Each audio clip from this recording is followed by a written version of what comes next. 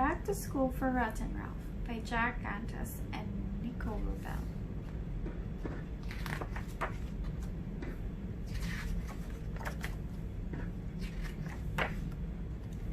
Ralph had been rotten all summer long, but Sarah loved him anyway. "I'm so glad I start school tomorrow," said Sarah. She was very excited. "I hope I make some nice new friends." Rotten Ralph was not excited. He wanted to be Sarah's only friend. He didn't want to be left behind. He took her book bag. He broke her pencil points, and the next morning, when Sarah woke up, Rotten Ralph had turned back, hands on her alarm clocks. "Ralph!" cried Sarah. "Now I'll be late for school." When Sarah was in the bathroom, Rotten Ralph pretended to be helpful. He gave her a bar of trick soap.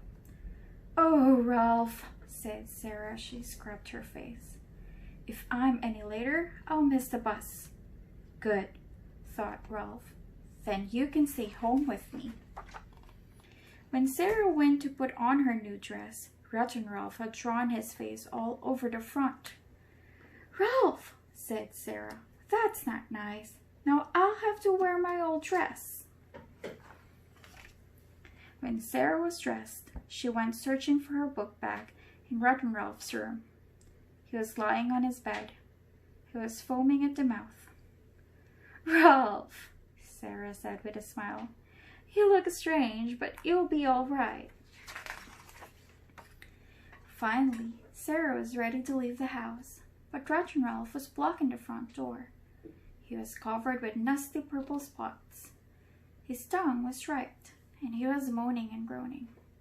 "Ralph," said Sarah, "stop it. You can't trick me with that fake sickness." Then she hopped over him and ran out of the door.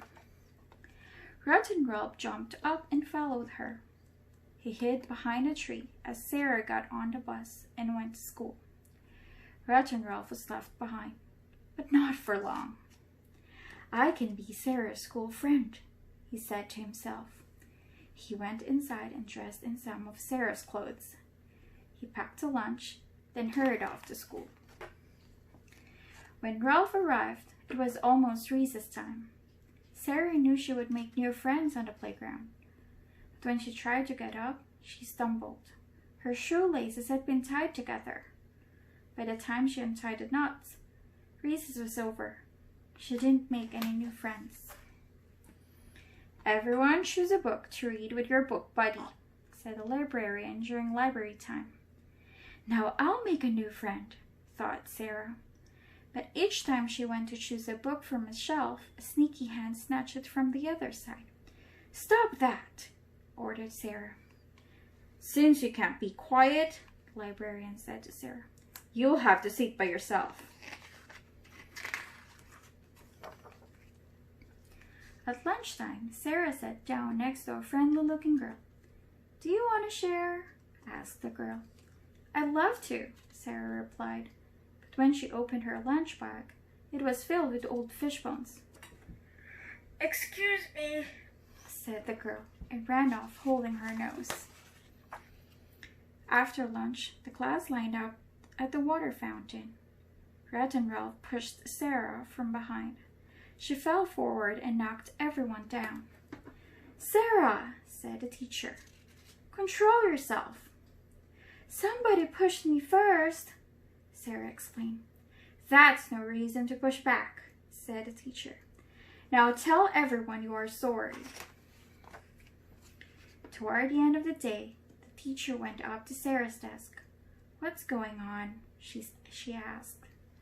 "I've had a difficult day," Sarah said. "Every time I try to make a new friend, something goes wrong."